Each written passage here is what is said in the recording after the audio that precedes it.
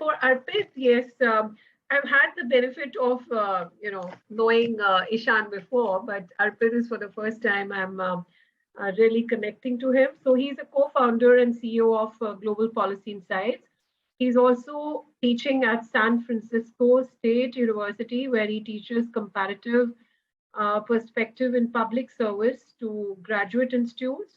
And he himself is a graduate of the Cornell Institute for Public Affairs. Um, he is also the first non-US citizen to hold the position of editor-in-chief of Cornell Policy Review. He's the author of a book, Our Egalitarian Universe, and has published several articles in different prestigious periodicals, journals on various themes. Actually, they are quite different themes: democracy, governance, game theory, history, and politics. That's quite diverse, I must say. So I welcome him to this platform and await his, this session on a very interesting component, which is game theory and climate change. Over to you, Arpit. Thank you. Thank you so much, Bharti ma'am. Such a pleasure seeing you in person. Obviously heard a lot about you and your work, and Rishika has been a great friend of us. And absolutely a privilege to be talking to the lawyers in the crowd. I somehow was one of those people who escaped being a lawyer. As you know, that Ishan, who's my business partner, Shrishti, who's in my team, my wife, most of the people I'm surrounded with are lawyers, and I somehow have my training in history, in business administration, and public policy. So I'm told that I somehow have the ability to bring a little bit of a diverse point of view in this whole group of lawyers. And I hope that what we are going to be talking about today is probably going to make you think more critically about how laws are made, how laws are implemented, and what's really the gap between good laws on paper and good laws on the ground. So with that, I'll start my lecture on game theory. Just one little correction in my intro. I used to teach at the San Francisco State University. I teach, I guess, but not full-time with them.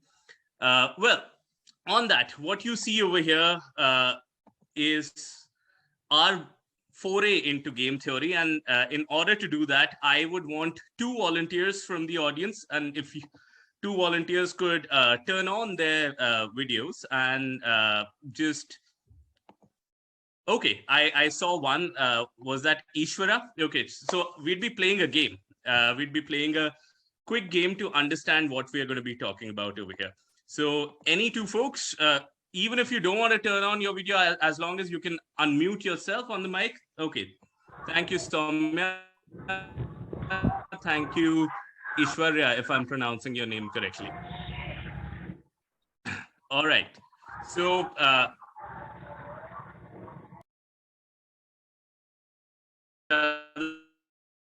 I think right. One thing that I must tell you in advance you're getting is stuck. that, if you could switch off your video because you're getting stuck. Your internet is. Okay, let me try and switch off my video. Sure.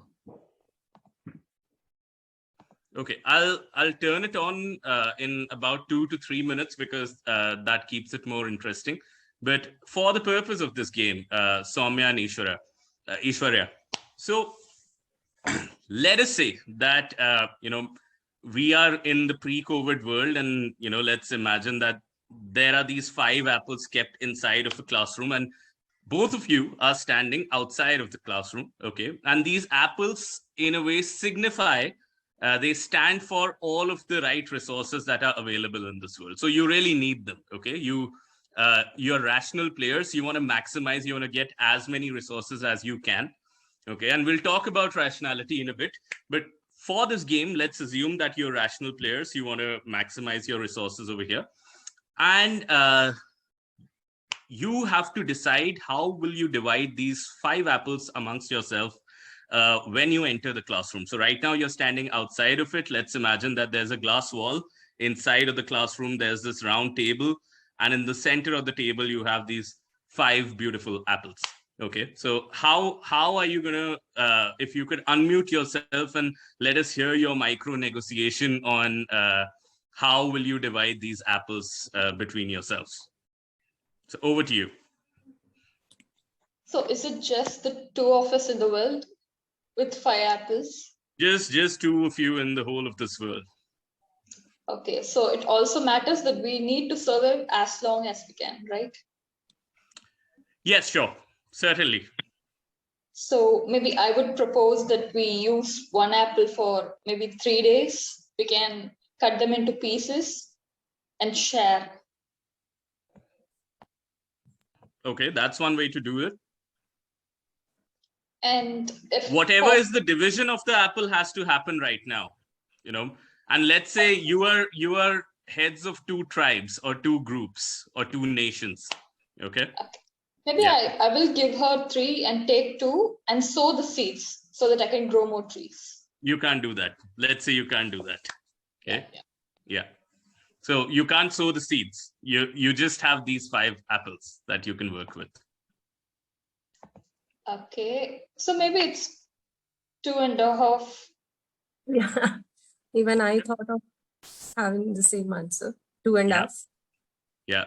Ishwarya was, acting like our typical irrational actor that I'll give her 3 and I'll keep 2 for myself. No, that's not how rational actors would play this game, Ishwarya. Okay, so 2.5, is that a deal? Soumya, do you accept Ishwarya's offer? 2.5? Okay. All right. If it is a rational thing, I would prefer to go to 3 and 2 to her. Okay. Oh, that complicates the situation. So, Ishwarya, is that okay if she takes 3 and you keep 2?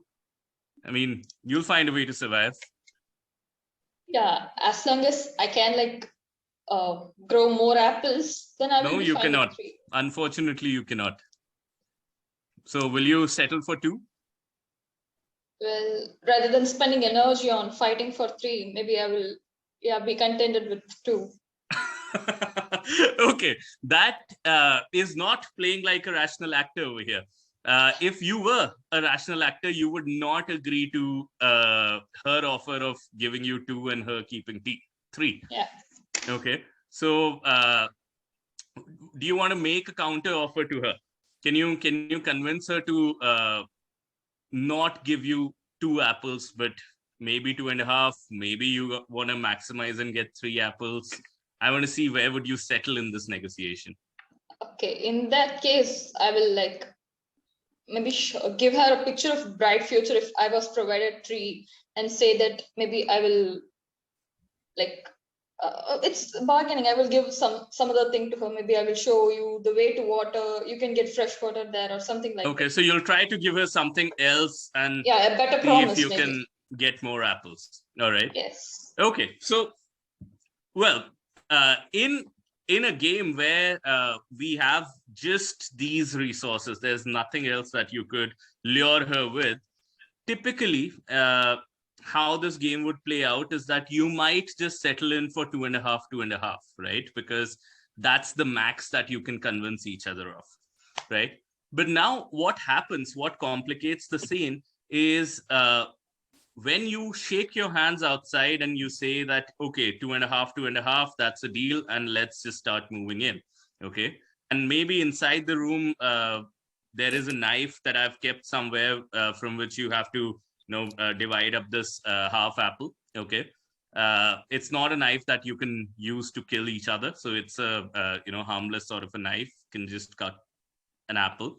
Okay, so now let's say you're moving inside the room, and Soumya, you start thinking that Ishwarya has shaken hands with me, and she's told me that she's going to play nice. She's going to stick to her promise and just divide this one center apple into half, and then we'll leave it 2.5 very amicably. Okay, which means that Ishwarya is going to play the strategy of a dove, which means she's going to play a cooperative game. So these are the various names for this particular strategy. Okay, but the other strategy that Ishwarya could also play is to play this non-cooperative strategy, which is also called the defect or the hawk strategy. Okay, And you might start thinking while you're walking into the classroom that talk is cheap, right? Talk is cheap. What if, I, as Soumya, start walking very coolly inside of the classroom, at my own pace, and Ishwarya just rushes to the table, picks up all of the 5 apples, and runs away, right? So earlier you had decided on this, but you are now having doubts that what if Ishwarya is a hawk, okay? Because, words don't mean much. When you're talking about real life, words don't mean much, okay? So you don't want to be in this situation where you are left with nothing and Ishwarya is left with all of the 5 apples, okay? But what if when you're walking in, it's also quite possible that Ishwarya will also start having doubts, irrespective of the fact what promises you've made. That what if I walk in coolly and I'm looking for that knife to cut that half apple, and Soumya just rushes up to the table, picks up all of the 5 apples and runs away. Okay. So Ishwarya doesn't want to be in the situation where she has nothing and Soumya has all the 5 apples, right? Now, given that words mean little in real life, okay, they don't change, your promises don't change your game of life, so to say, okay? What is your best strategy? Your best strategy is that you both, irrespective of what play hawk. What if you both play hawk? If you both play hawk, let's say there'll be a fight inside, you both. Okay, am I audible now? I thought I broke up a bit. Yeah. Yes, Arpit. It's best that if you could just switch off your video for a while and speak, because we can hear you clearly. Yeah. Thank you. Sure. Okay, so audible now? Yeah. Yes. Perfect. So let's say that if you both play hawk, what's going to happen? If you both play hawk, let us suppose that there's going to be a scuffle, and you are going to destroy 1 apple in that fight and eventually leave with 2 each. All right. That's how it's going to pan out. Okay. But irrespective of that fact, you'll still choose, if you're a rational player, you'll still choose to fight, okay, rather than risk leaving with nothing. Okay. Do you see that how you're just locked into this outcome? Do you see that how there is no real way, if you're rational players, to avoid this outcome? Let me tell you how. Okay. The reason why I say that if you're rational players, you are locked into this outcome is because, let's say as Ishwarya, you don't know whether Soumya is a hawk or Soumya is a dove. You don't know what her strategy is. Okay. But let's say you're concerned, you're just concerned about what you're going to get. So let's say if you are a nice person, you're going to always play hawk or the dove or the cooperative game. Okay. And let's say Soumya also turns out to be a nice person. Okay. So Soumya is also playing a cooperative game. You both get 2.5, 2.5 each, right?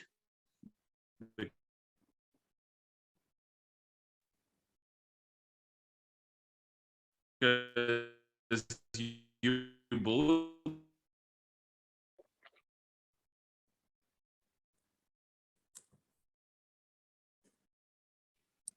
Arpit, I'm sorry, we are having a little difficulty in hearing you. Can you hear us?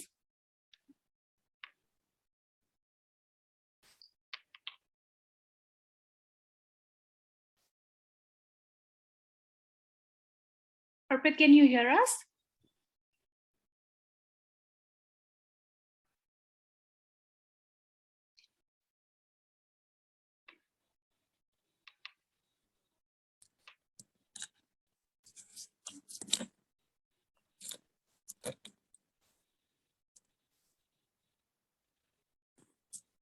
was that, let's say, Soumya, that you're, you don't know what sort of a person is Ishwarya. Okay. So let's say that you play the cooperative strategy. Okay. Okay. And let us say Ishwarya actually turns out to be a nice person, which I hope that she is. And you both, in that case, if she sticks to her promise, you stick to her promise, you both get 2.5, 2.5 each. Is that okay? We understand that. What if you are playing nice and Ishwarya plays the hawk? Okay, so she plays defect. Okay, rather than cooperate, she plays defect, then you leave with 0. Right? And let's say you don't know what sort of a person Ishwarya is. So you say that I don't know what she's going to play. So I'm going to play hawk. I'm going to play the defect strategy in any case. So if she cooperates, how much do you get? 5. Right? If she turns out to be this nice person, you get to leave with 5. If she defects, then how much do you get? It's 2. Yeah. Right? So if you average the payoffs of these two strategies, the better strategy is playing the hawk. Because if you average this out, 5 plus 2 divided by 3, so that's divide by 2, so that's 3.5. That's the average payoff that you would get, irrespective of, without knowing what the other player is playing. Okay. And similarly, if, on the other hand, if you're playing always cooperative, then your average payoff becomes 1.25, because either you could get 2.5 or you could get a 0. Okay. So now if you don't know what the other person is really like, Ishwarya, what's going to be your best strategy based on this?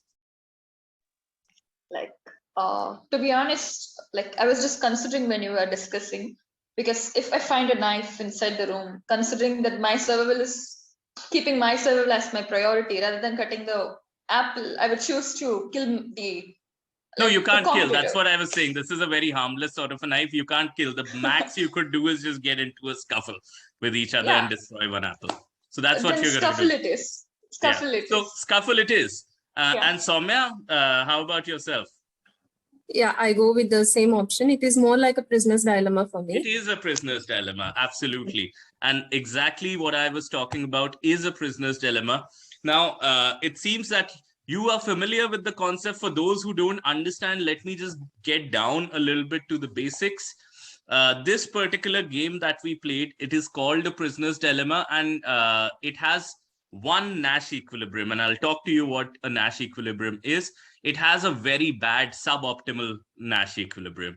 But before I get into that, you need to understand how do we formally,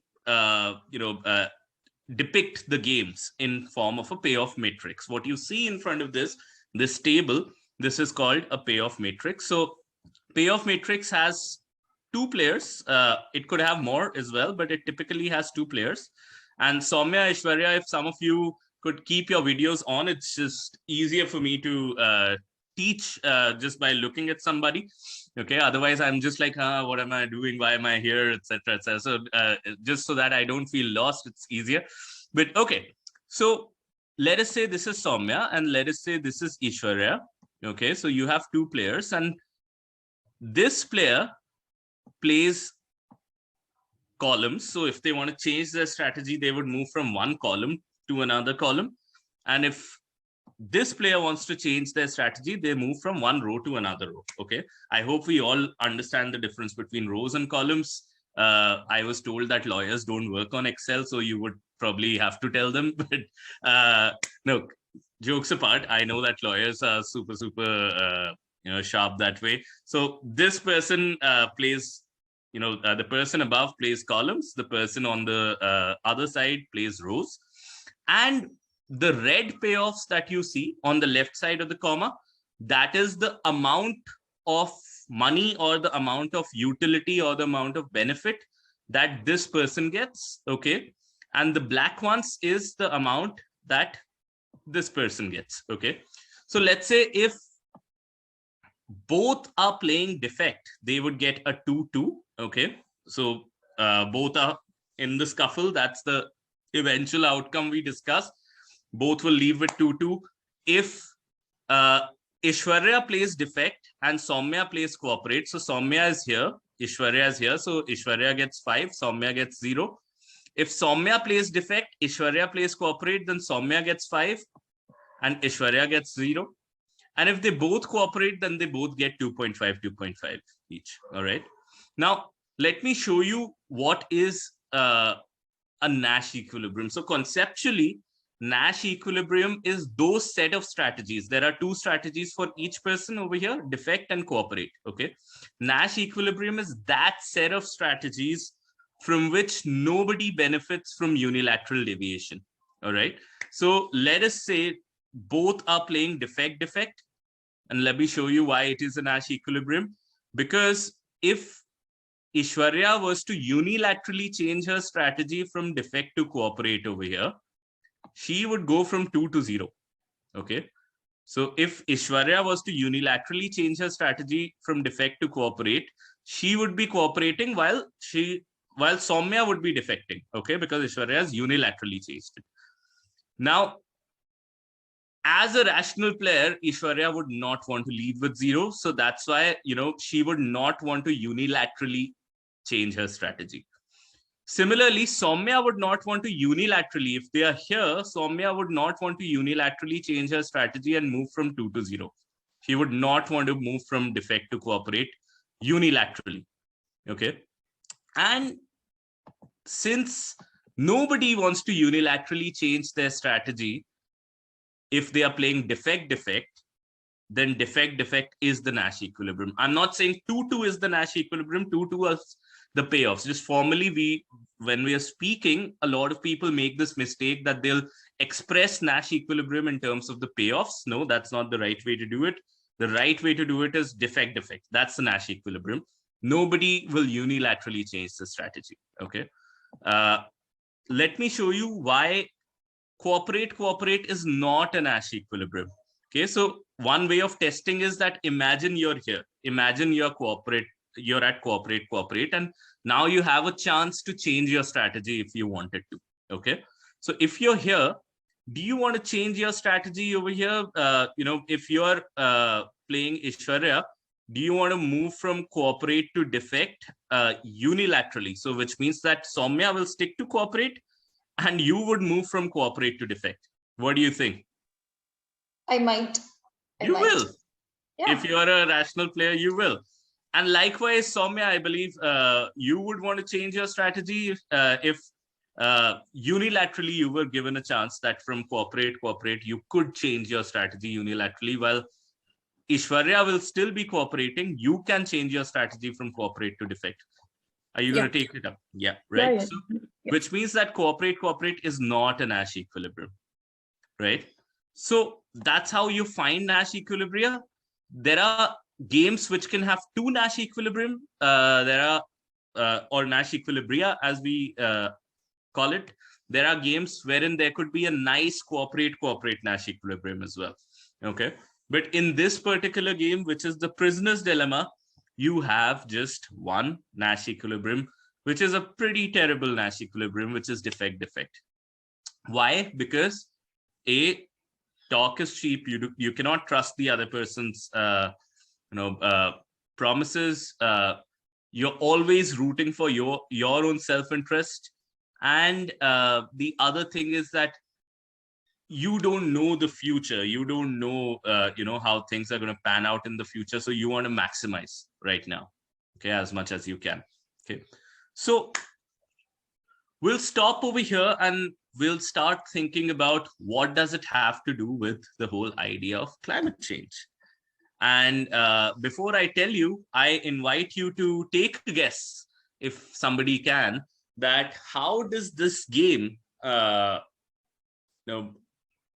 parallels to the whole problem of climate change, air pollution, depletion of water levels, water pollution, all the sorts of public goods that we can talk about.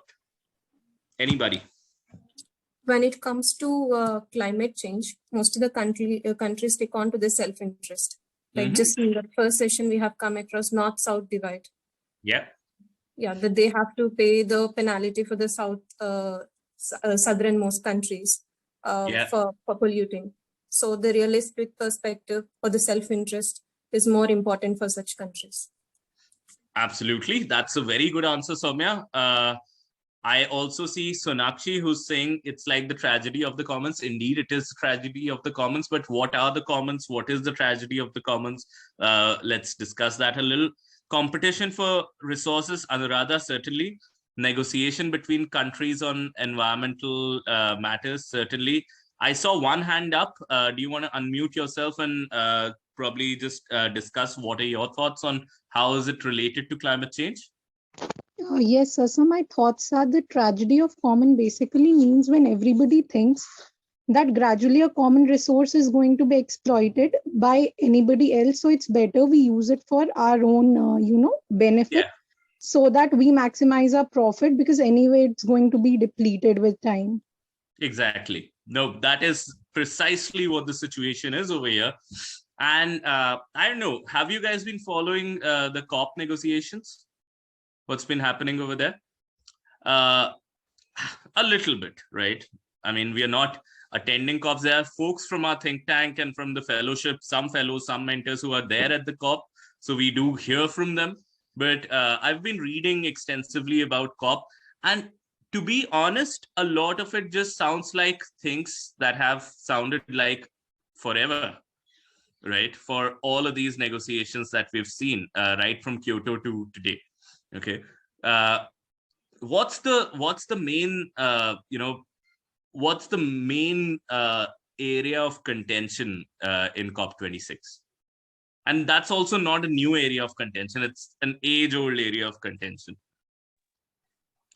Anybody? Who should pay for the pollution? Like, who should be responsible for the depletion and the pollution that's happening? So what do you think? Should the developing countries be responsible, because most of the production is happening over here, most of the emissions are taking place over here, or should the developed countries do it? So basically all the pollution that we are facing now is the outcome of like the 70 years industrialization by the developed countries and the 30 or 20 years from the developing countries. So both paying the same amount of compensation for the damages that has been caused is not unfair. It's not fair, considering that the developing countries are still in the phase of developing. So they can't be forced to, they can't be given a same, they can't be faced or forced to do the same that a developed country is supposed to do. Okay, no, certainly. And I tend to agree with what you're saying. And I tend to also agree with what Gayatri and Sampriti are saying, that the developed countries should pay for it. But do you see how in this situation a prisoner's dilemma could set in? Now, what's happening over here? The developing countries are thinking that the developed ones have already played hawk. Okay, they have already exploited the climate resources. Now it is our turn to develop. So, our best strategy is to play hawk again. And, in the hearts of hearts, too bad, we'll all just die. But, we got to do what we got to do. We got to develop. Otherwise, we are always going to be, the second rate. And when push comes to shove, when climate change turns really bad, then we would be absolutely dependent on the developed countries for our dear survival, right? So now, as Vyomesh has, Kulshendra also saying that developed countries have contributed to a majority of the carbon emissions, so we should do that. Okay, think of it from the developed countries' perspective as well. Okay, the developed countries, in their own mind, some of them would agree that they've played hawk. Some of them would say that, okay, we didn't know that this is going to happen, so now we got to work together. And they're probably going to say that, okay, we will compensate you a little, but then you have to bear the majority of your own side of the burden because you are polluting right now. And what if we curb the pollution? We don't do anything in this, okay? And what if you develop on the back of, polluting the heck out of this earth? you are going to be strong, you are going to have all of the money, and when the last day comes, when we absolutely cannot just survive without living in pods, you will have all of the money and we will have nothing. So we are probably not going to let you do that. We'll give you enough so that you don't just go crazy and protest. Okay. So in a way, do you see that how there are ways in which institutions, there are ways in, and we are going to be talking about a few strategies. There are actually 4 strategies to get out of the prisoner's dilemma. And I think we'll be able to cover 2 or probably 3 of them today. But there are ways to get over it. But in a Hobbesian, in a, dog-eat-dog sort of a world, you would just see the defect strategy playing out. And to some extent, I'm not saying I'm not a pessimist over here. I think things are getting better. At least, the developed countries have made certain commitments. And the developing countries have also made certain commitments, but the developed countries have committed to, shell out some money to support the developing countries over here. But in a Hobbesian world, a defect equilibrium would play out, and that is the Nash equilibrium over here. And we would not be able to find a solution, even though cooperate would have been a great solution, right? You also can, equate it to a bunch of other examples. And, I want to get to some other matter over here where we'll have enough opportunities to play with examples, to understand examples. But I have, a bigger concern. I have a bigger concern over here that when we are talking about the types of goods that exist in the world, the Nash equilibrium would come out to be that we will all privatize all of the goods that we have, which means that we will privatize clean air, we'd privatize water, we'd privatize everything. Okay. I'll talk to you about that. I'll give you a couple of examples over here.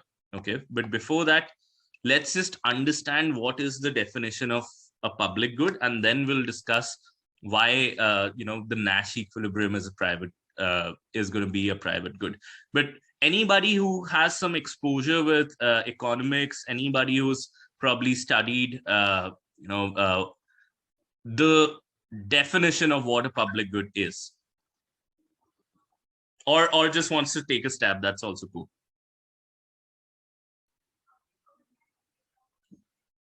You've come across this term, right? This is a public good, right?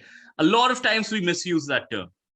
So anybody who wants to take a stab at what's the definition of a public good, next time when somebody misuses it, you can tell them what it really is.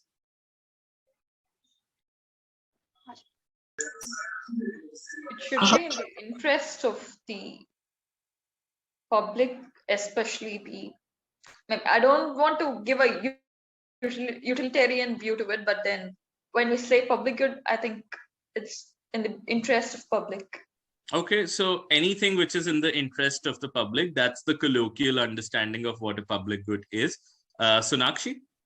So a good whose consumption does not affect the consumption of other person. For example, if it's a street light, if I consume that street light, its consumption for other person doesn't affect my consumption. So it's basically available for everybody's use.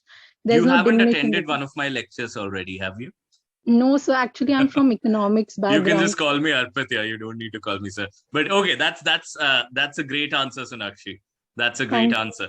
But there are 2 aspects to it. There is non-rivalry, there is non-excludability. Sonakshi, would you be able to explain a little bit about what these means? I'll explain it nevertheless, but I'll let you go first. So non-excludability is my consumption does not exclude anybody of its consumption. Yeah. And non-rivalry is like it remains a whole. So if I consume it, nobody else would be jealous that I won't get it. It's a very vague term, but I like. Yeah, I mean, in layman's term, I think you're absolutely on the right track over there. Let me, break it down a little more just to make it more concrete and simple for everybody. So a public good, there are various types of goods in the world. A public good is a special category of goods which has two features, okay? Non-excludability and non-rivalry, okay? What does non-excludability mean? That you pay for it, you get it. You don't pay for it, you still get it. It's like national security. You pay for it, you get it. You don't pay your taxes. It's not as if the army is going to tell you that, no, this person hasn't paid their taxes in the face of any imminent threat. We are going to just figure out a way to not protect this person. It's not going to happen, right? That's non-excludability, okay? And the other thing is non-rivalry. So non-rivalry is that my consumption doesn't eat into your consumption. So let's say if I'm out there, sitting, just enjoying the sun, absorbing my vitamin D, and if one of you comes and sits beside me, I'm not going to be like, hey, you're eating my part of the sunlight. You're consuming my part of the vitamin D. Not going to happen, right? If I'm consuming free air, if I'm breathing free, clean air over here, it's not as if you are also breathing clean air in the same room, there's going to be lesser for me to breathe, right? At least, I mean, I don't want to go super scientific, but then, yeah, generally, as we understand it, it's not as if you're going to suck out my share of clean air, right? So my consumption doesn't eat into your consumption. That is the condition of non-rivalry. And now, you pay for it, you get it. You don't pay for it, you still get it. That is the condition of non-excludability, okay? A public good is a good which meets both of these conditions, not either or, but and. So it has to be non-rival, it has to be non-excludable, both at the same time, all right? So, which brings us to actually 4 types of goods. You have the regular public goods, which are like national defense, as street lighting, Sonakshi mentioned, that's also a public good, which is that if it is non-rival, because if on a dark night, if that street light is making me feel safe, and if you're also on the street, it's not as if, the degree of safety or the amount of safety that it gives me is going to eat into the amount of safety that you might feel with that street light. Okay, so it's and also you pay for it, you get it. If I'm not from this locality and if I still am enjoying the benefits of safety from the street light, I still get the benefits. Okay, so I don't pay for it, I still get it.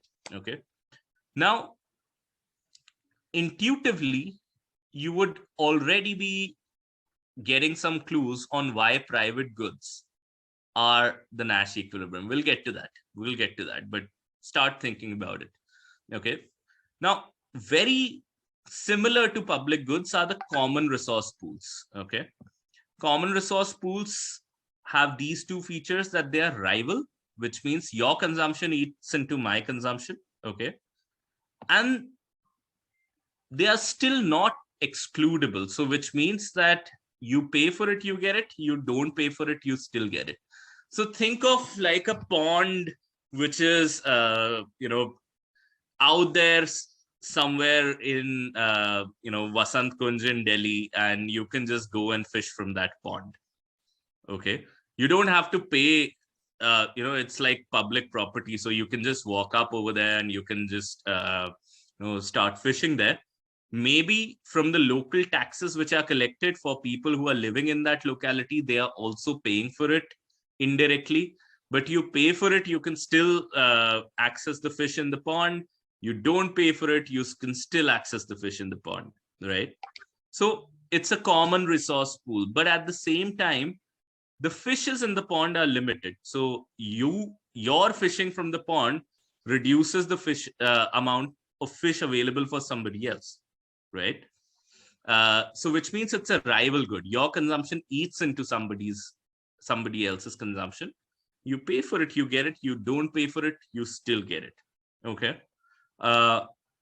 Now, the thing with common resource pools is that your Nash equilibrium would be, or your best case, it's a bad Nash equilibrium again, because your best case scenario is that you don't pay for it. Okay, that's your best case scenario, and you eat up as much as you can, right? You don't have to pay for it because it's the nature of the good. It's non-excludable. You will get it irrespective of whether you pay for it or you don't. So as a rational player, you would prefer not paying for it and getting it, right? You're maximizing out here. But your consumption is eating into somebody else's consumption. Water is a common resource pool.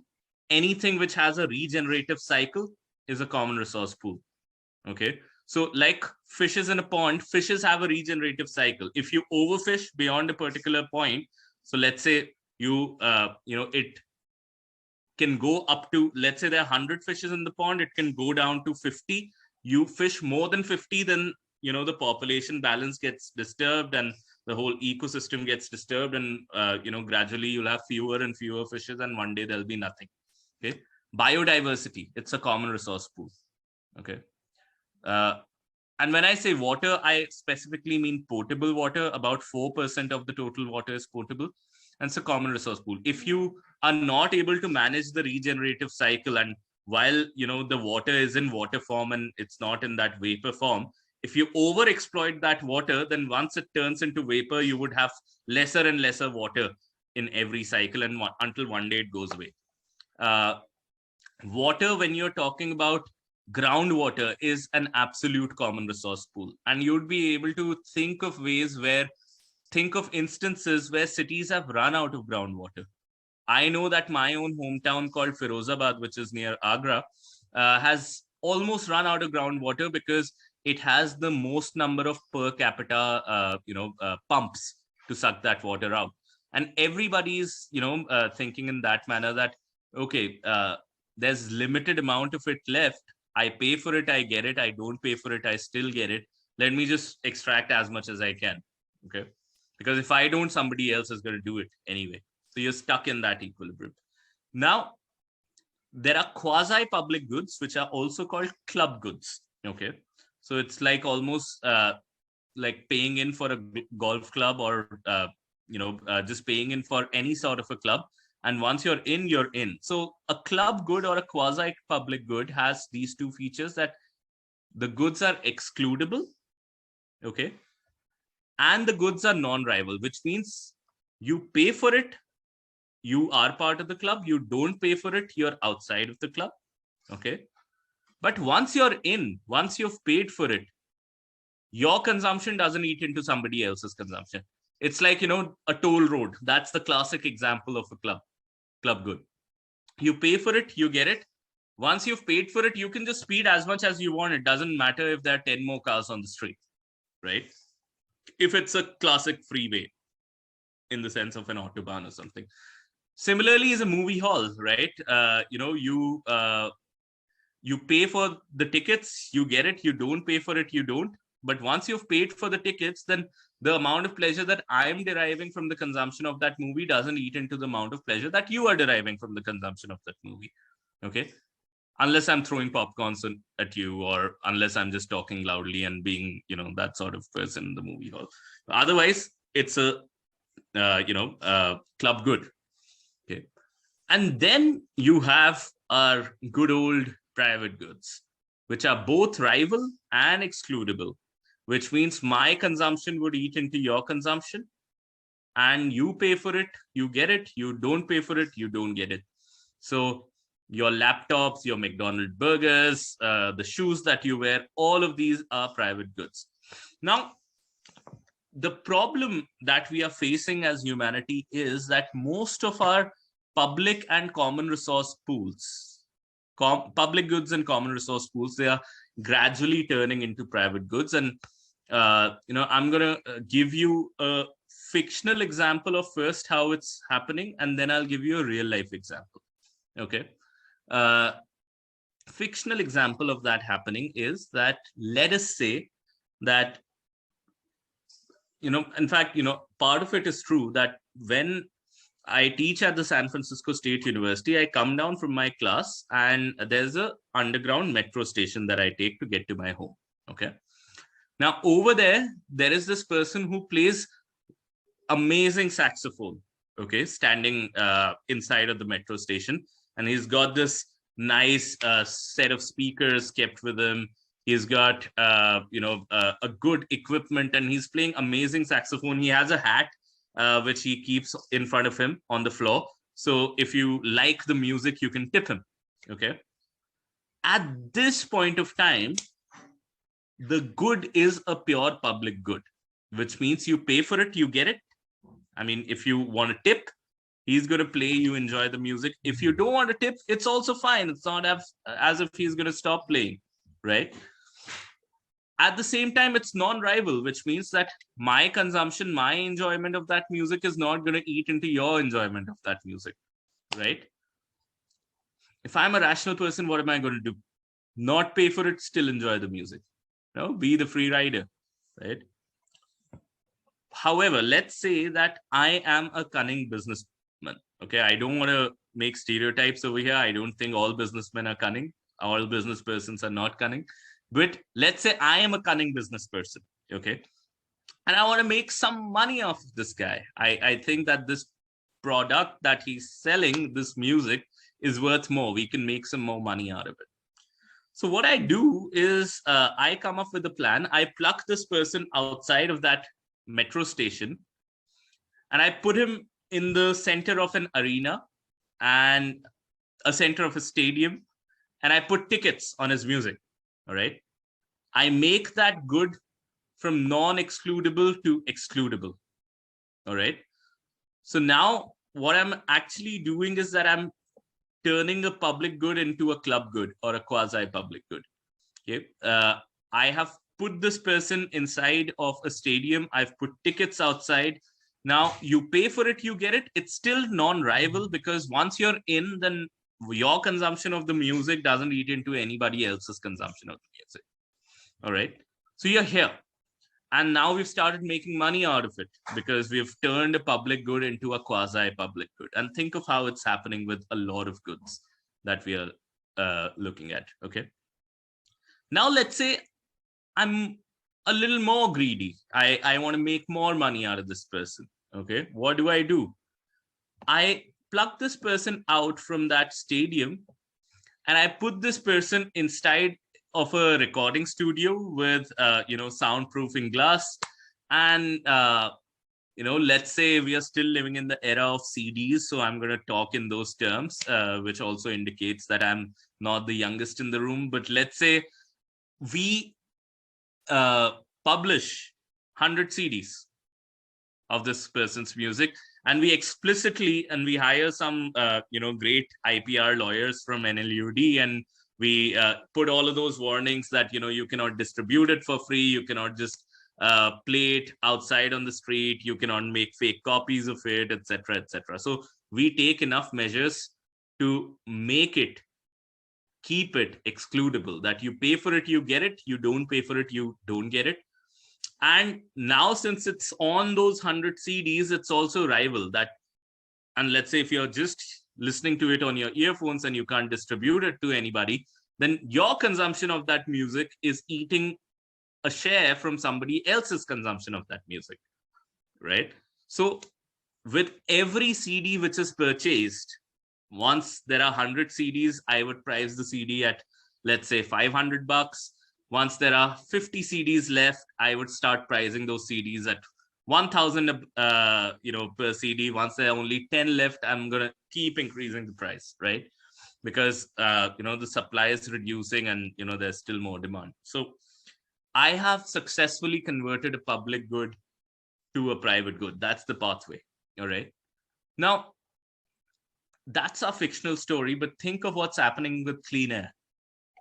Think of what's happening with clean air. I mean, the first time I saw a video of, this is a really funny video of a person who's selling, and I think you can still get it on Amazon now, these little air cylinders with a mask on it, and you'll get clean air from Ladakh, you'll get clean air from the Alps, you'll get clean air from all of these places, which you can literally buy and just give your lungs a little bit of a treat.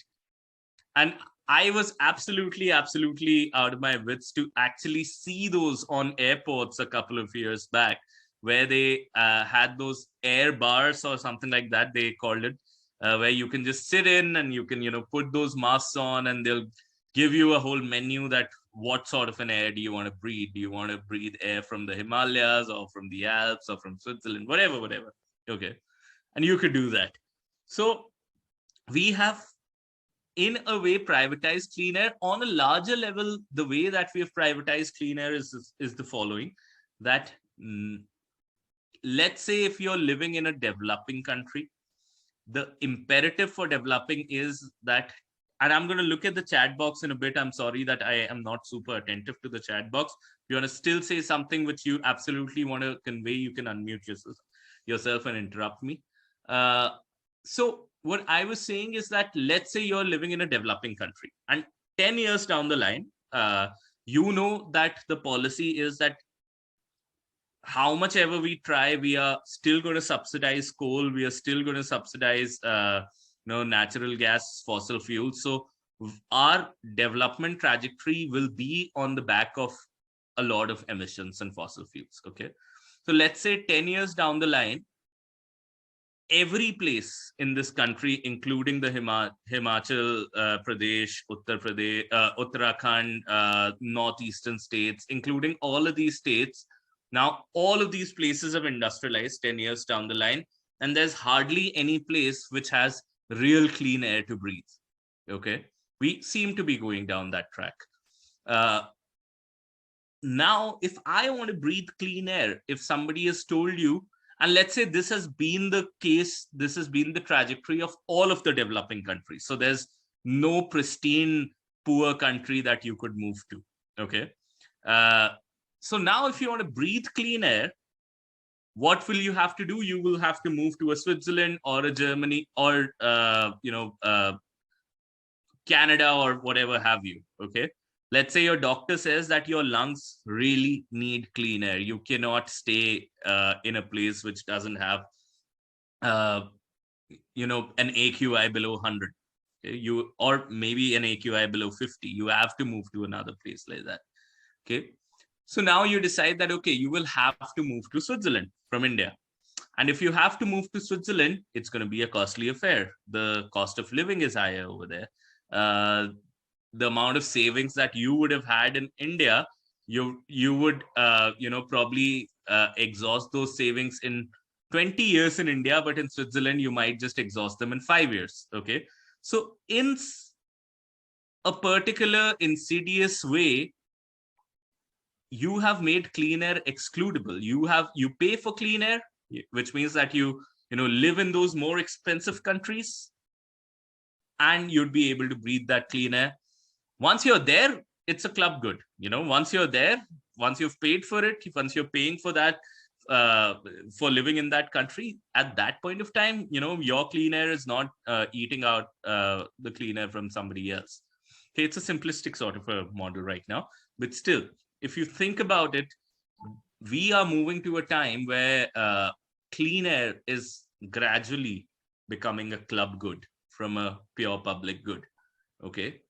And I think we will see a day, and I talk to a lot of futurists, so who look at data, who look at, a number of mega trends.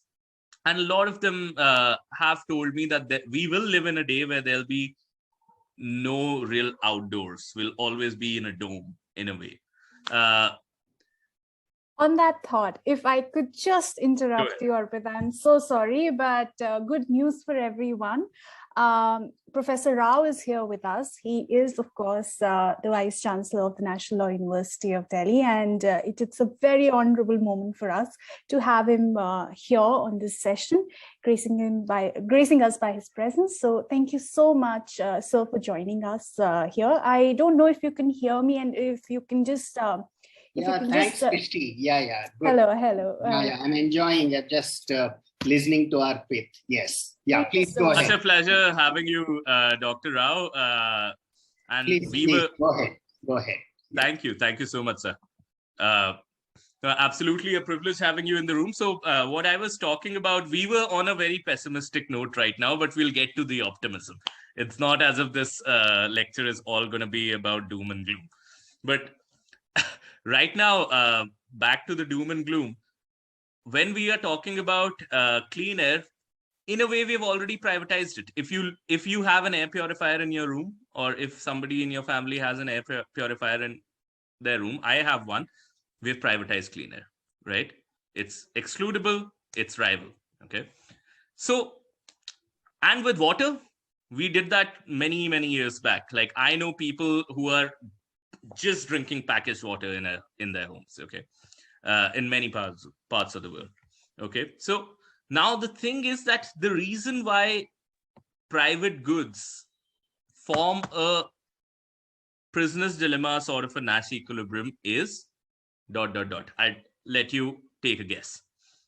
So based on this discussion, why do you think private goods are a Nash equilibrium? Why do you think all of these goods are becoming private goods? Just intuitively, if you could talk about that.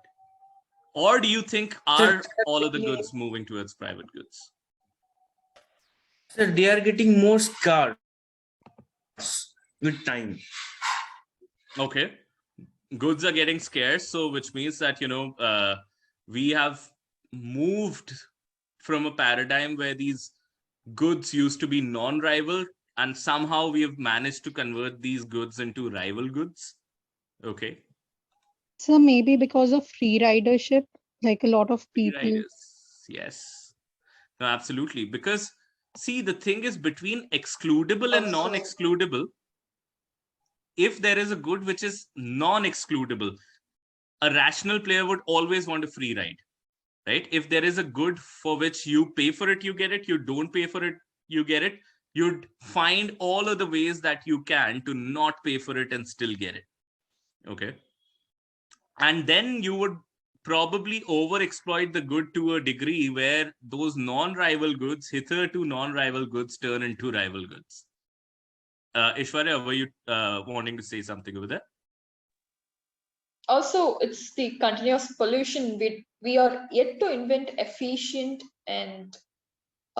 technology, so to prevent the pollution and to purify the polluted environment. True. But in a lot of senses, that technology, like think of the air purifier, that technology is actually the pathway of privatizing things. It's like, let us pollute everything, and then whoever can buy that technology will survive. Right? So that's our, trajectory where we are heading towards. Okay. Now, the question is that if defect is the Nash equilibrium, how do we get out of it? There are 4 strategies. Some of them are extremely intuitive. Anybody who might want to tell us, we are back to that 5 apple games that 2 of our friends played over here. So let's say that is the game that we are playing with natural resources. How do we ensure, what measures can we take so that they don't end up in a defect? Clearly, they don't take each other's words seriously. Anybody? So let's say this is happening, Soumya and Aishwarya were playing this game, and now I bring you in as a public policy specialist, and I tell them that, hey, just find a way to get them to cooperate. How are you going to do that? Sir, there is one way. It's out of my mind that we can change the game a bit in such a way that if the defect, they will have a very high loss. Okay. Yes. So they will be forced to cooperate. They will be forced to cooperate. That is certainly one of the ways. And let me show you how. And that's our first strategy, which is called the carrots and sticks strategy. That is typically the stick strategy. Okay. And that's typically the strategy that laws would take. Okay. Laws would punish, right, if you are not following through with something. And how do I do that? So let's say I put an automaton outside of that room. I put a robot outside of that room. Okay. And I ask the robot, I program it in a manner that if the robot sees Soumya coming out with 5 apples instead of 2.5, then the robot would know that Soumya has defected. Okay. So the robot is going to put a penalty of 4 on Soumya. So let's say the robot automatically scans that how many apples is Soumya coming out with and puts a penalty of 4 on Soumya. So defecting for Soumya, remember Soumya is playing columns. So defecting for Soumya, where Ishwarya had played nice, results in Soumya leaving with just 1 apple. Okay. She pays a penalty of 4. Okay. Now, the robot is also programmed in a similar manner for Ishwarya. So if the robot sees that Soumya has played nice and Ishwarya has played bad, so the robot is going to take away 4 apples from Ishwarya and Ishwarya is going to leave with just 1. Okay. Now, before we get to what we were discussing, I have a question for you. Why have I placed a robot over there and not a person? And this has a lot to speak about how we make policies which look very good on paper, but they never work out on the ground. Why a robot? Why not a human being? A person might incline towards one of the players. Yeah. Personal bias. Or personal bias, or... But when... So self-interest of that person thought. Yeah, maybe just corruption, right? Because that player who's playing is also a rational player. That player also has rational interests. So which means that whenever we are making laws and making policies and assuming that bureaucrats, they don't have any personal interests of their own and bureaucrats don't have a game of life of their own, then we are making a big folly out there. On that little side note, let me also give you one particular example. So my game theory teacher was Kaushik Basu, who was also the chief economic advisor during the Manmohan Singh government over here. And he told us the story that when he came here in India, corruption in terms of giving bribes and taking bribes, both of these things were legal. Okay, giving bribes were illegal. Sorry, giving bribes was illegal. Taking bribes was illegal. And he, along with some other folks, recommended to the minister that let us not criminalize giving bribes. Okay, so receiving bribes is still illegal, but giving bribes not criminalized. Okay, that brought down the bribe, incidents of bribery. Why do you think so? The person who gives bribe or is forced to give bribe can report. Exactly. But earlier, the Nash equilibrium was that once I have given a bribe and let's say somebody over here has taken a bribe, both of our interests are absolutely aligned. I will not have any benefit in unilaterally changing my strategy from not report to report. Okay, because if I report, then I'm also on the wrong side of the law. But now when you change this, by just one change in the law, you have broken that Nash equilibrium. Now I have some benefit on getting I give my bribe, I get my work done. And once my work is done, I can go to the enforcement directorate, I can go to whoever, the media, whatever, and I can just report that, I had to do it, I paid the bribe. I know that I will not be jailed for it or there'll be no penalty on me, but that person is going to die off. So just to teach a lesson, I could do that. So that breaks the Nash equilibrium. So what we're trying to do over here is we are trying to break the Nash equilibrium. And over here, we have broken it in one manner by imposing certain penalties out here. Okay, so robot takes away 4 each. Okay. Now the question is that is cooperate a Nash equilibrium right now? It is, because now if Ishwarya is here, she would not want to move from cooperate to defect because 2.5 is better than 1, right? Similarly, if Soumya was here, she would not want to move from 2.5 to 1 because, it's 2.5 is just better. So this is a Nash equilibrium, but please do remember that 2-2, defect is still a Nash Because if you're stuck over here, if this was initially what you chose, then Ishwarya would not want to move from defect to cooperate, would not want to move from 2 to 0. And Soumya would not want to move from 2 to 0 because 2 is better than 0. So there are 2 Nash equilibria in this game. All right. And the thing is that this is called the game that you see right now over here. This is called like earlier the game was Prisoner's Dilemma. Now this particular game is called the Stag Hunt game, which means that, the tribes, they are, the setting is that there is a tribe which is going out on a hunt.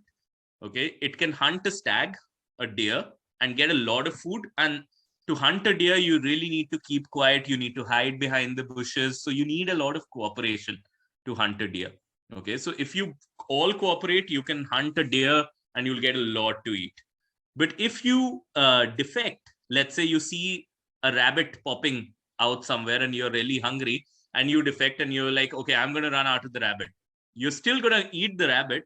And let's say there are 2-3 rabbits, everybody runs out of the rabbit and they defect. They all go their own ways. Some people are catching the rabbit. Some people are missing it. So we have a few rabbits. We are all still eating. Okay. But that is the defect equilibrium. We could have gotten a lot more. And this sort of a game is a stag hunt wherein both of these form a Nash equilibrium. Okay. Now, let us say I want to still, create a situation where there is just one Nash equilibrium, which is the cooperate Nash equilibrium. Just one great, game. What am I going to do? How can I reprogram the automaton which is sitting outside? Any ideas?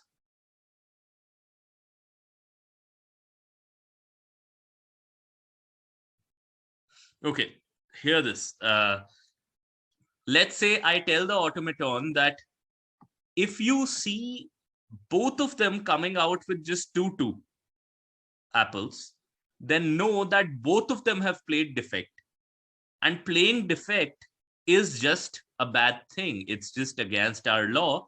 So even if both of them are defecting, then take whatever apples they have. So take all of these 2 apples from each of them. Okay, so make that 0. And also subject them to an electric shock as a punishment for doing this. Okay, so essentially you bring these payoffs from 2 to -1. You bring it from 2 to 0 by taking away the apples. And then you also administer an electric shock, a little bit of it. And you are in a position where you have just one Nash equilibrium, which is this amazing cooperate Nash. Right? Do you get it? Because if you're here, if this is -1, -1, okay, if you are starting over here, then Ishwarya would want to unilaterally change her strategy from defect to cooperate because 0 is better than -1. And Soumya would want to move from defect to cooperate because 0 is better than -1. And eventually, if they're both cooperating, then they're both going to get 2.5, 2.5. Okay. So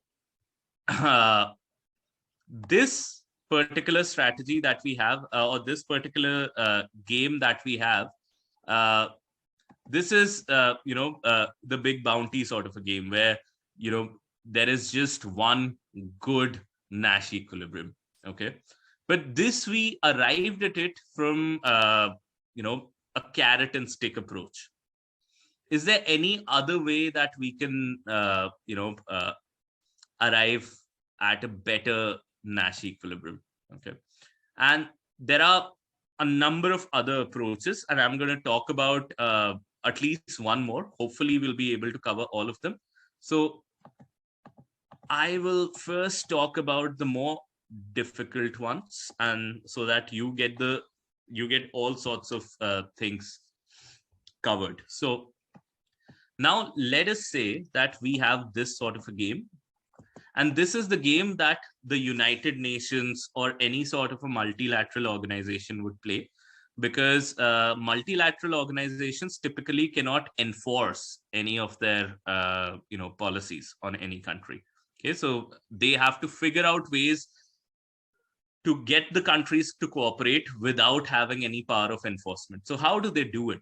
Okay, and you must have heard about this person called Douglas North, who got a Nobel Prize on his research on institutions and how institutions foster cooperation between people, between countries, etc., etc. And Douglas North got his Nobel like many, many years ago.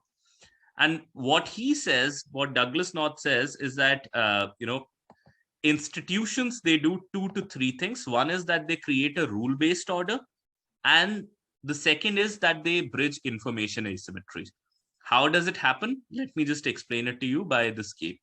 So let's say this is a common resource pool that we are dealing with. Okay, so this is a pond of fish that we were talking about. There are 5 households across the pond, surrounding the pond.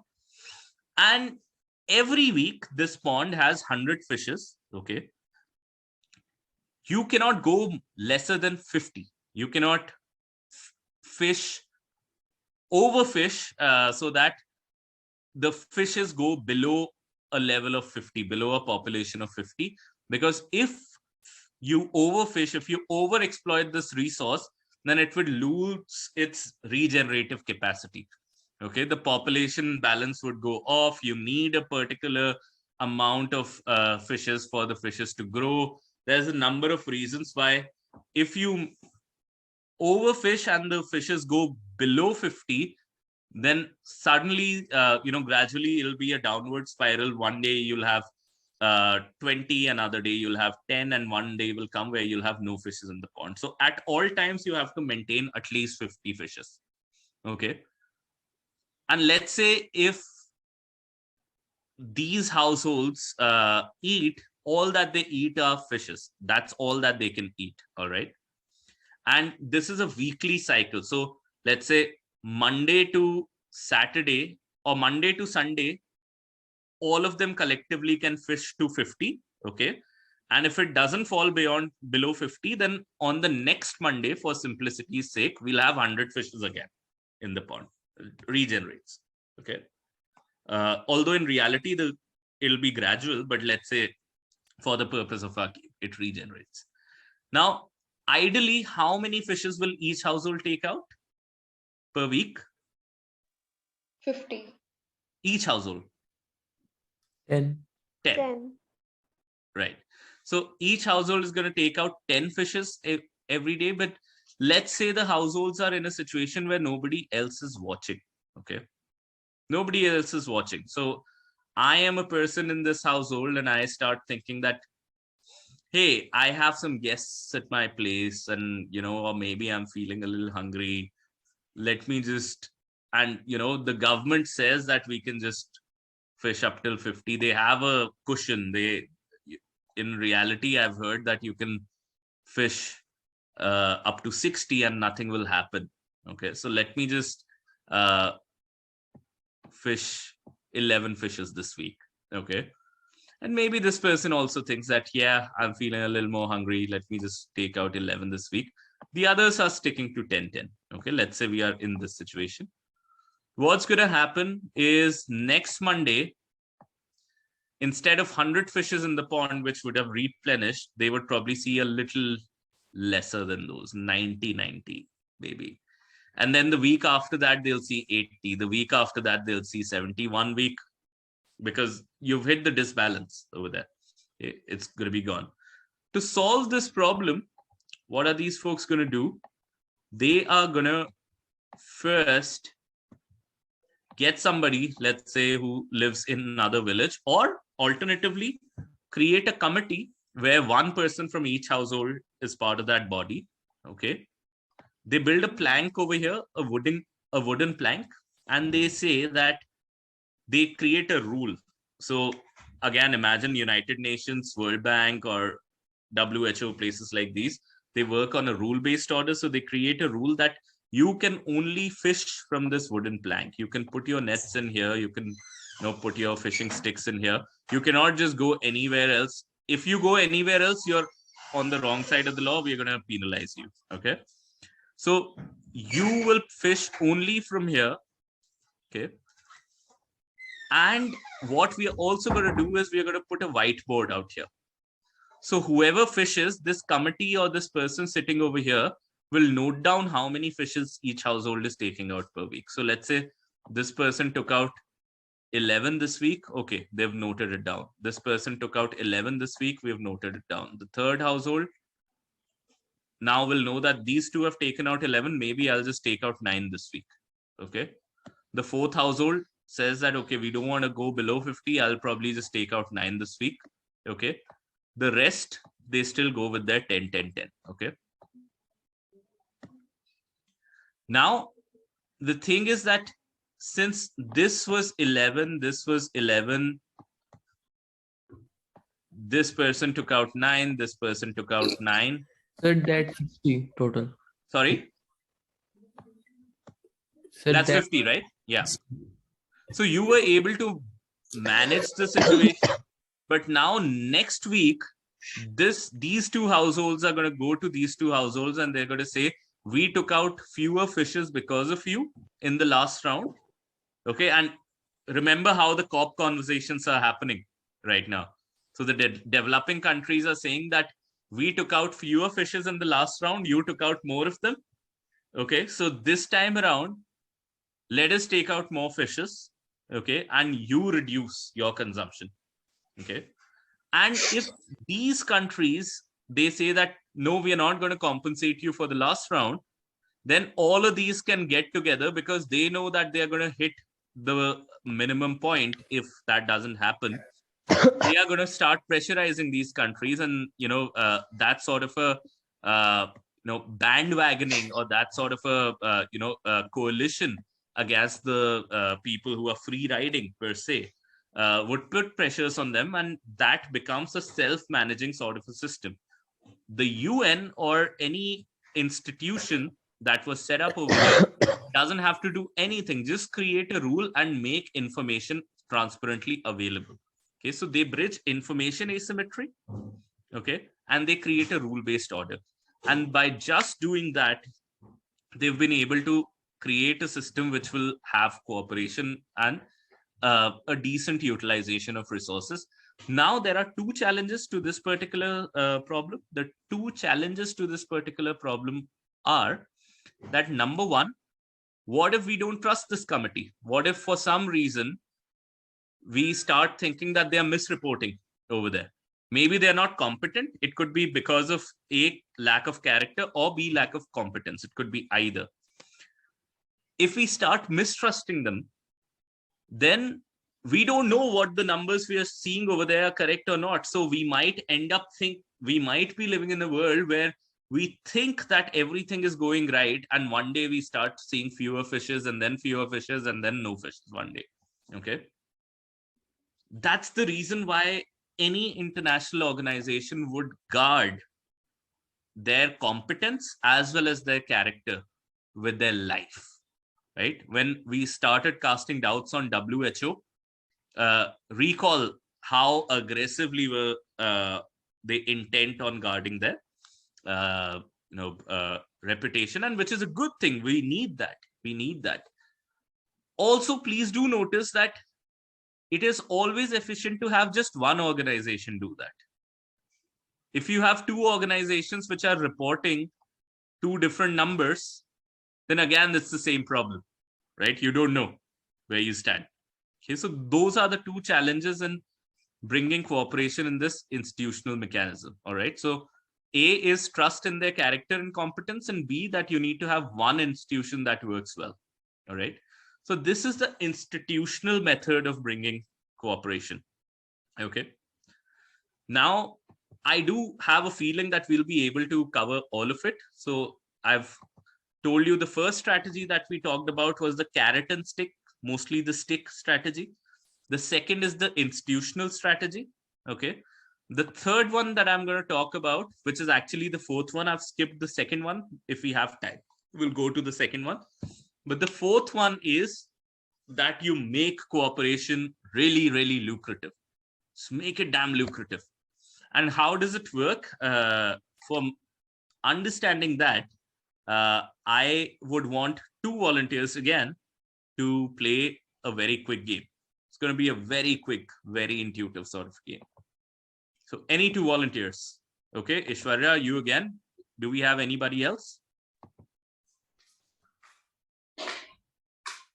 Anybody else? Pratyush, is that going to be you? Okay. Okay, perfect. So one of you has to become Donald and one of you has to become Ronald. So you just pick your names. Ronald. Okay, Pratyush. Okay, then you are Donald. Donald then. Okay, yeah. All right, so will you be able to cooperate? This is the game over here. So Ronald and Donald, you're playing this game and both of you have decent jobs, you earn, and every year you owe some taxes to the government, okay? And those taxes are then pooled together by the government and then they are invested towards a public good, okay? Towards the maintenance, development of public good. And the idea with public goods is that when you invest in a public good, not just that they are non-rival and non-excludable, they have positive externalities, right? We know that if you're breathing clean air, then your cognitive abilities are also better. That means that you'll be able to do better with your studies and work. That means your economy is going to grow quickly.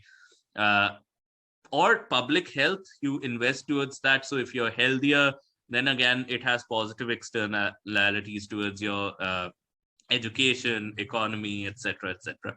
So investment has a positive, it's a positive rate of return that you get on investing in public goods. Okay, so let's start the game over here. So both of you, whenever you see energy, just think of it in terms of rupee or dollar, whatever. Okay, so that's what it means. So both of you, at the end of every year, you owe one unit of energy or money or rupee, okay, that you need to give as taxes to the government. All right. So let us say that you both are nice. You both are playing the cooperative game. You both give out one each, and we have as a government a total pool of 2 units of money or $2 that we can invest towards either clean air or security or health, whatever. But we get a return of 1.5 on this because positive externalities. So for every dollar that we spend on this, we get $3 as returns. Okay. So if we invest $2, we get a return of $3, right? For every $1, we got a return of 1.5. For every $2, that means we'll get a return of 3. Okay. So now you paid, Ishwarya, and you also paid your taxes. Now we have a pool of 2, and now we have invested it, and we have 3 with each other, with the whole of the government. Okay, we, let's say, invested in public health. Okay, and now, since this is a public good, both of you will get the benefits of it. So $3, let's say 1.5, or let's say it's a common resource pool. It's not a pure public good, but in any case, you'll both get some benefits of it. So we'll divide that 3 that you've gotten equally between the both of you. So you get 1.5 each. Okay. It's not a bad deal, right? You invested $1, you got 1.5. So not a bad deal, right? Now, let us say that Donald decides to just play like Donald, and Donald decides that Donald will evade taxes. Okay. Donald is not going to, pay their taxes. So poor Ronald just paid their $1, and now the government has just $1 to invest towards public goods. The rate of return is still 1.5, so which means that the total society gets $1.5. And let's say there are just these 2 folks in the society. So these 1.5 get divided into 0.75 each. Okay, so 0.75 to Ronald, 0.75 to Donald. Okay, so now the situation is that Ronald invested 1, got 0.75. Okay, Donald held on to his $1, so he has 1 already. He also got the 0.75. Okay, so we are in this situation where Ronald ends up with 0.75, Donald ends up with 1.75. Okay, so Donald is playing the hawk, Ronald is playing the dove. Okay. And the flip of that situation is also a scenario where Ronald decides not to pay, Donald decides to pay. Okay, so Ronald is the hawk, Donald is the dove. And again, you have $1.5 as the total pool, gets divided 0.75 each. So Ronald is at 1.75 and Donald is at 0.75. Okay, is everybody following until now the story? Yes, sir. Okay, the fourth scenario could be that both of them think like, heck, no, I don't want to spend my $1 and get 0.75. I'm just going to hold on to my $1 and end up with just one, not investing in any public goods. Okay.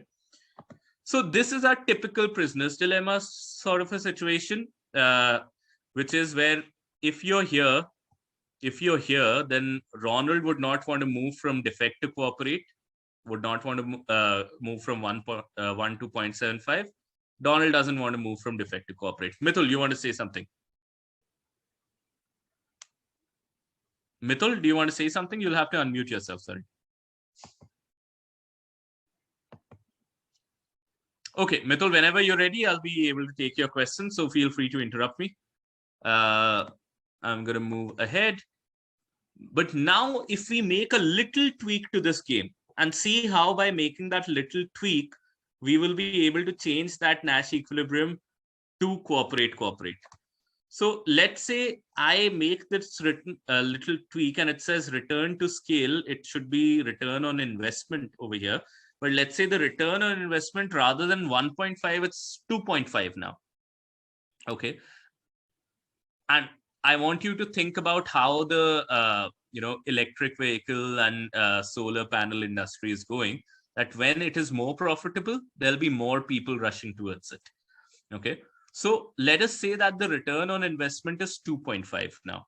Okay. So any $1 that you invest towards the public good, you get $2.5 back. So let's say Ronald and Donald, they both cooperate. They put their $1 in the government pool. You have $2 with the government. Return to investment is 2.5. So which means you have $5 in the common kitty. Okay. Those $5 get divided equally between both of you and you get 2.5 each. Amazing deal. You give $1, you get 2.5. So, great place to be in. But let's say Donald being Donald decides to evade taxes. Okay. So Pratyush decides that I'm going to hold on to my $1. Let Ronald, give the taxes. So Ronald still gives $1. It gets multiplied by 2.5. So now the government total outcome of public goods is 2.5. Still gets divided 1.25 each to all of them. Okay. So Ronald gets 1.25. Donald gets 2.25 because $1 he had already and 1.25 he's now received. The flip of it could also be true that Ronald defects and Donald cooperates. Okay. So in that case, Ronald will get 2.25, Donald will get 1.25. Okay. And the both defect scenario is also quite plausible that both of them think that, just chuck it. I'm going to keep my $1 with me and they're going to just have $1 with themselves. All right. But now, strangely, you would see that this is not a Nash equilibrium. Okay. Exactly the same game. So just so that you can verify, this is both cooperate. So cooperate is 2.5, 2.5. Defect and cooperate is 1.5, 2.5. Cooperate and defect is 2.5, 1. The other defect and cooperate is 2.25 and 1.25. And both defect is 1, 1. But over here, this is not the Nash equilibrium. Because why?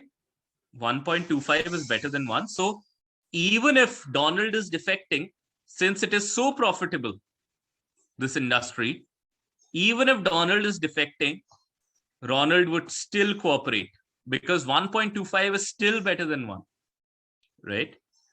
And likewise, even if Ronald is defecting, Ronald sticks to defect, Donald would still want to move from defect to cooperate because for Donald as well, 1.25 is better than 1, right? Which eventually would bring us to a solution where cooperate is the Nash, and it's a good Nash.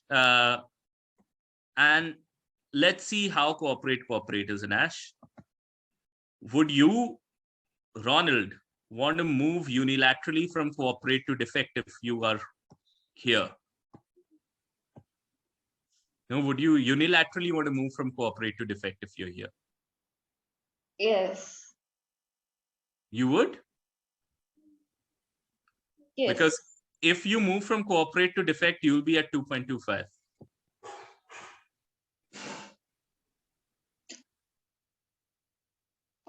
Sorry, is it from cooperate to defect? Yeah.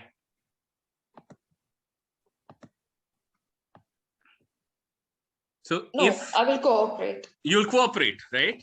Yeah. Because if yeah, you move from, if both of you are at cooperate and if I give you a chance to defect, you will still not defect, because if, let's say, Pratyush is still cooperating and you are defecting, okay, then indeed it hurts Pratyush. Pratyush will come from 2.5 to 1.5 if he is cooperating and you are defecting, but you will also come from 2.5 to 2.25.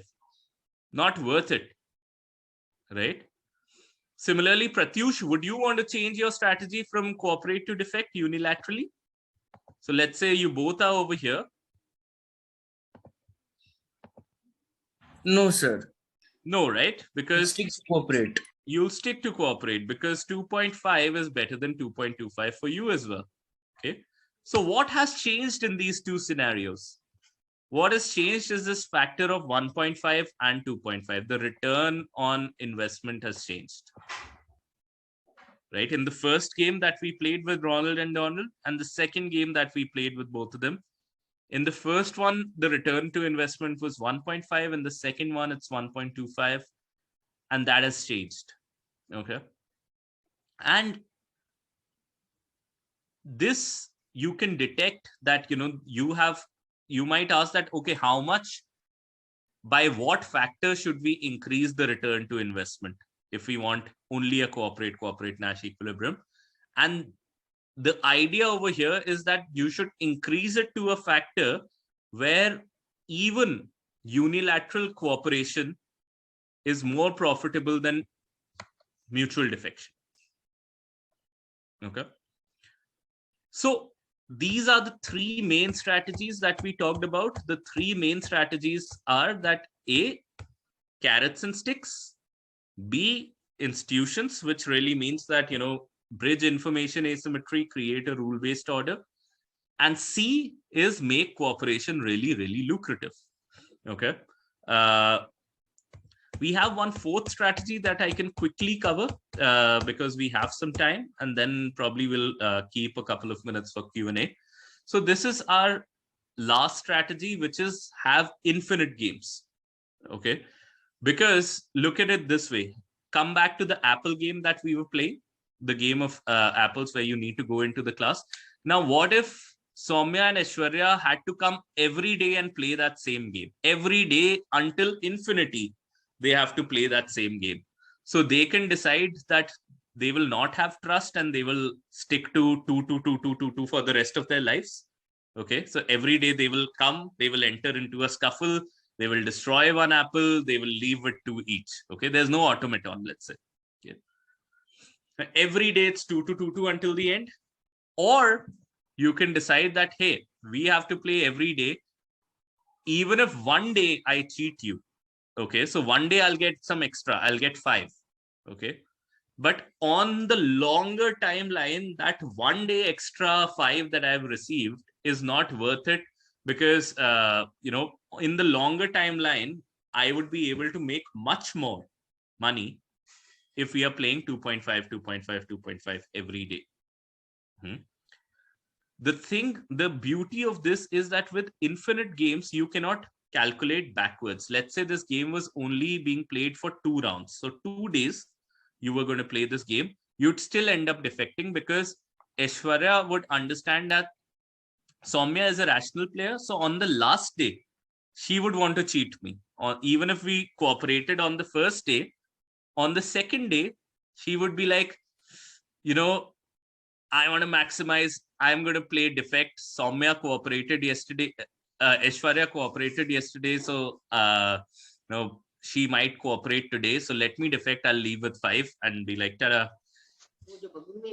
And Aishwarya would also think the same. Aishwarya knows that Soumya's best strategy is to defect on the last day anyway. Okay, so Aishwarya's best strategy then also to protect herself is to defect on the last day. Okay, and now Soumya knows that Aishwarya will defect on the last day. I will also defect on the last day. So fate is sealed. For day 2, fate is sealed. So if I want to maximize, then I would want to defect on day 1. And Aishwarya also knows that Soumya is thinking like that. So Aishwarya will also say that, okay, defect on day 1. And this can, even if you play it for 3 days in the row, even if you play for 4 days in a row, it's going to be the same, that you'd be able to calculate backwards and you would defect all the way back. All right.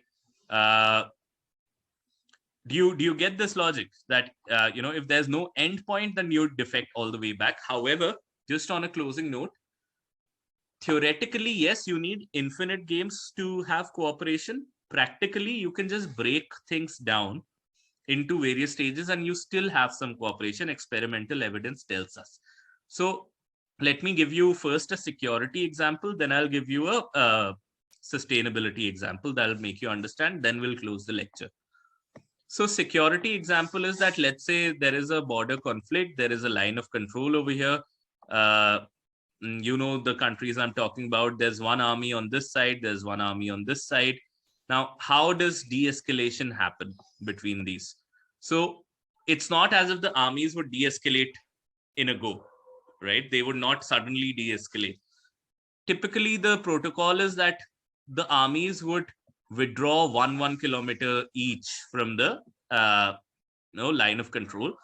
And the reason why they are just withdrawing in stages is that this army has withdrawn 1 kilometer, that now if they have cheating in their mind, so if they are thinking that, okay, this army has withdrawn, let me just move in and let me just occupy that territory that they have ceded, then they would start rushing towards the line of control, which also gives them time to rush back and establish status quo. All right. But if they did not rush back, and if you did not rush back, then there is some degree of trust established between the two parties. And then in the next stage, you can withdraw maybe 3 kilometers further. Okay. And then if this party is not rushing back, if it rushes back, you can always rush back and establish status quo. If it doesn't, there's more trust between you. Okay. And then gradually you can, keep withdrawing and you'd be able to clear out the whole area. All right. Now, there is a sustainability example over here as well, which is that, let's say there's a river and 3 factories. Now, government says, and this is the time when, we need to think that we always complain in India, there are so many laws that are beautiful on paper, they are never implemented. This is the reason why. So the government says that you will not put untreated waste into the river. Okay. Everybody's, throwing untreated waste into the river. But let's say the government says that factories should not do it. Okay. But if I am the factory owner over here and I start thinking that, okay, let's say it'll cost me 1 crore in setting up a waste treatment plant. Okay. The government mandates me to set up a waste treatment plant. If I make that expenditure and if the other two, they don't make that expenditure, maybe they bribe the officer, they stall the government, whatever they do. Okay. Then I am more uncompetitive in the market. I have spent a little more on the market. Okay. My products are more expensive, while the others are able to sell their products at a much cheaper rate. I'm, eating 1 crore out of my profit. And the problem would arise that if the others are still polluting the river, then I am out of the market, the river is still polluted. So what's the point? Okay. And the second person is thinking exactly the same, that what if I do it and the others don't, and the river is still polluted and I would be out of the market. And the third person is still the same. So irrespective of what the government says, if the government says that we'll put a penalty of 1 crore, they'll be like, yeah, we'll give 10 lakhs to the officer and we'll be fine. Okay. But what if you broke that game down into stages? First is that you bring all of these parties together and you get an agreement from them that, yes, we will, in front of each other, we are committing to the fact that we will, we will each spend 1 crore and set up this waste treatment plant for each of our factories. Okay. This is just word, cheap talk right now. Okay. The second stage would be that there will be an officer from the government, the inspector, who will come and who will very publicly take photographs, put it on a public portal, and just show stage 1 will be complete if you're only able to show that you have left some space. Maybe that space has costed you 5 lakh, 10 lakh, but you have left some space that allows you to, this is the space where you will set up that waste treatment plant. Okay. So let's say the inspector comes to the first factory. This is fairly costless, stage 1. So first factory is like, okay, this is not worth the trouble. I will spend, whatever, 5 lakh, it's okay. And, or maybe the cost is 0 and I will have not, leave out some space for the waste treatment plant. Inspector gives a tick to factory 1, goes to factory 2, tells factory 2 that, hey, factory 1 has done it. Have you done it as well? Factory 2 says, yes, I've done it as well. Okay. Inspector telling this is important. Maybe goes to factory 3 and factory 3 says that, no, you know what? I was having doubts. I thought factory 1 and 2 won't do it. So I didn't do it. So inspector's like, it's costless. Just do it. They have done it. I have shown you. I can show you these photographs. So factory 3 also says that, okay, give me a week. I'll do it. Okay. Factory 3 also does it. Stage 1 complete for all of them. Stage 2, make some minimal expenditure, 30 to 40 lakhs, and set up maybe the pipelines and the broad frame for the waste treatment plant. Okay. Now, 1 knows that 2 and 3 have also dedicated some space over here. Okay. So which means that they are somewhat serious. There's a higher probability of them being serious on setting up the waste treatment plant. So 1 says that, okay, 30 lakhs, and they are also serious. So which means that I'm not the only fool who's probably doing it. So, okay, I'll do it. They put up the pipelines, they put up the basic infrastructure. Inspector comes, says, okay, done. Done. Goes to 2. 2 says that, okay, I heard that 1 is doing it. You put out photographs that 1 has already spent the 30 lakhs. So, maybe I'll do it as well. 2 does it. 3 says that I didn't know that 1 and 2 are doing it. Okay, if they're serious, give me a week, I'll do it. 3 does it as well. Okay. And let's say the third stage is that you need, you give them 6 months, whatever, and you allow them to, in stages, set up the whole of the waste treatment plant, get the whole of the expenditure in place. And now when they have more trust that the others will also make that expenditure, so which means that all 3 of them, if they stop, polluting the river will be clean, which will also be, a benefit for them, their communities. And none of them will be driven out of the market because, in terms of comparative advantage, none of them have a comparative advantage. They'll still do it. Okay. So now again, see, there is an element of breaking it down into stages, and there's an element of bridging information asymmetry, telling the others that the others are doing it. And then there's an element of having initial commitments as commitments which are low cost.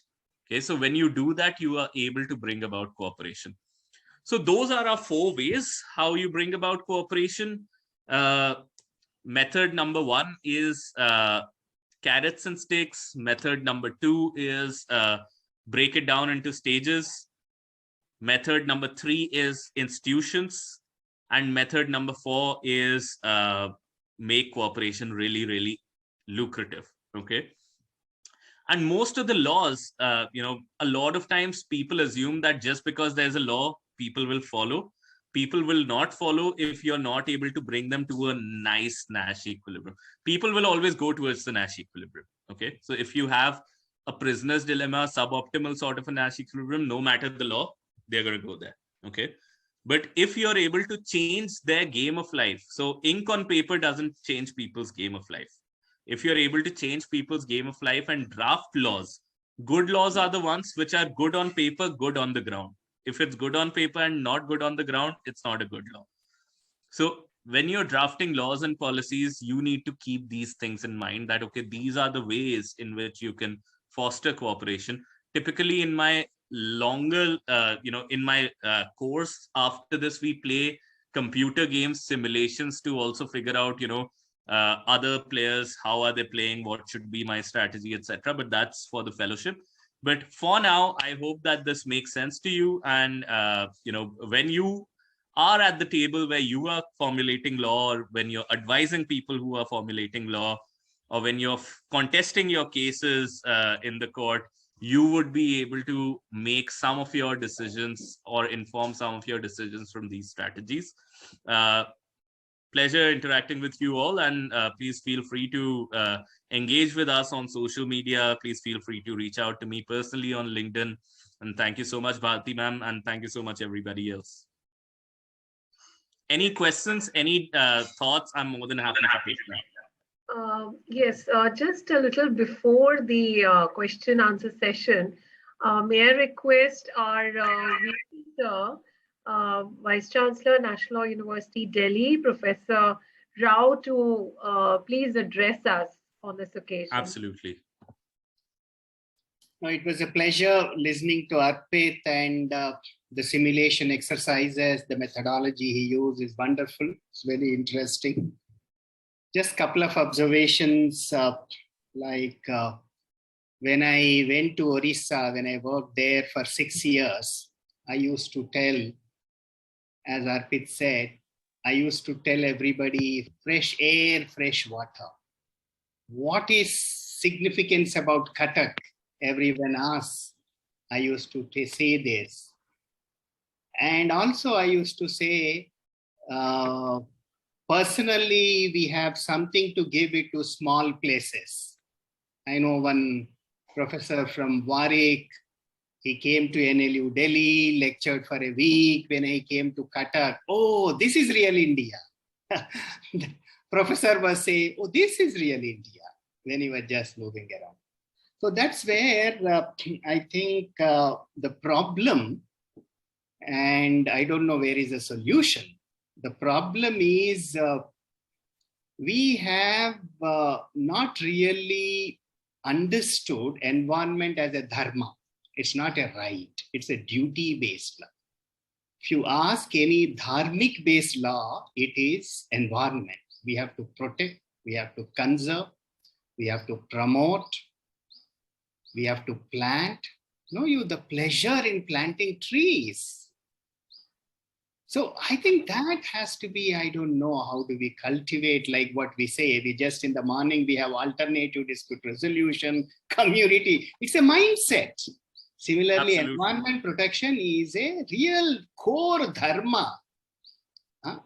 That should begin when we are gasping for fresh air in Delhi. Supreme Court is asking, you central government, you are responsible, you state government, you are responsible. How much we are also responsible, how much we can reduce having cars, how do we move to bicycles? I'll tell all my colleagues and friends, look at IIT's model. Nobody purchases a car, nobody purchases any cycle. So I think, how do we move environment-friendly culture, methodology, mindset, and people's involvement? This cannot be done by just, of course, we have heard of, I think first time is Stockholm. Everybody started thinking about environment. Now, beach mein bahut sara aa gaya, abhi COP26. This side, our friend, toolkit they were saying, other friends are saying, our what is that school girl from Greta Thunberg. Yeah, Greta, and then our Indian Greta. Okay, so this young girl from I think UP. So these voices have to come together, and that culture, environment and protection culture. I've also had a fortune to work with Professor Chhatrapati Singh. Chhatrapati Singh is a passionate. When he started, he was the one first time we started hearing about common property resources. Who owns? How do we conserve? How do we protect? When he started looking at legal theory with the water law, that was in the 1980s. He was instrumental in establishing Center for Environment Law and WWF long ago. I think Professor Chhatrapati Singh is really argued, which is very relevant even. He imaginatively discussed about common property resources and rights. And I think that's the one. And I know the COP26 also has made us to think about extreme weather conditions. We never thought, no, look at Madras. What is this extreme rains? Bombay, what are the extreme rains? I think that's, but how do we prevent it? Is it exploitation? How do we prevent this exploitation? I think we should look at.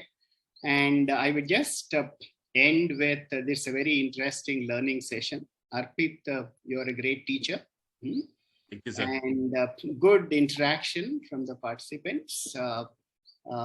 Thanks for, we need to, along with some of these discussions and dialogues, we should also look at how we more creatively, innovatively educate our younger generation in preserving and conserving. In fact, I was just discussing with my colleagues, like we have all societies, not only having an environmental law society, but at least the students and everybody should participate in the development of the horticulture within the university and the nearby areas. Like you should have an horticultural committees and other, how they participate, and also wherever we are, how do we take that environmental protection as our fundamental duty? Thank you.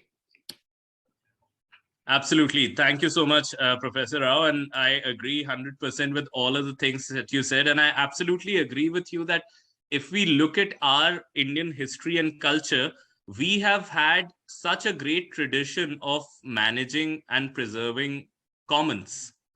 We had, common pools and ponds, and for centuries, we have been able to, and if we read older texts, we have made these institutions which allow us and help us to preserve some of these natural resources. And I think a greater insight into that is needed. And absolutely, I think students working towards developing horticulture or rainwater harvesting, that's where the real action lies. So thank you so much for your inspiring words. And it has been an absolute pleasure. Thank you. So on my part too, I would like to really thank Sir for his gracious presence. He has spared, from he's in Bhopal presently, but he could take time out of his very busy schedule to be present here. Thank you, Sir. Extremely indebted. And yes, it was a very, very interesting session. More so because it was in the interdisciplinary kind of, that whole realm where the interplay of economics and environment has really been the highlight. It has been extremely intuitive and interactive and cognitive, in terms of learning. So over to you, Srishti, for the rest of the session. Thank you so much, ma'am, and thank you so much, sir, for really gracing this event with your presence over here. It's been truly enlightening to know your words, your thoughts on this topic. Thank you so much once again. Thank you so much, Bharti ma'am, for making this possible for all of us. This has just been an amazing start of a wonderful adventure between EnviPol, GPOTS, and between NLU-Delhi. So we look forward to strengthening our relationship in a more better way. Thank you so much, Arpit, and of course to Ishan as well for making this an amazingly engaging session. And thank you so much to all the attendants, to all the attendees who are there in attendance, because it wouldn't have been possible without your engagement, without your interactive session over here. So thank you so much. And I hope that you all have a very good evening. Thank you so much. Thanks a lot, Shrishti. Thanks a lot, everybody. Goodbye.